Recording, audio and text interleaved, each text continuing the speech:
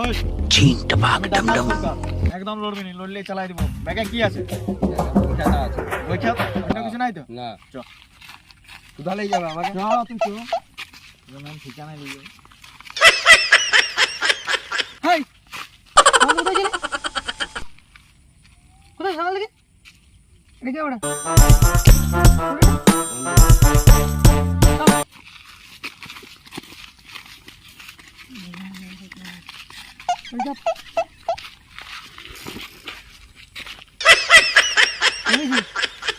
সর্দার, তুমি কে বড় সর্দার, আমি ঢাকা মঙ্গল সিং।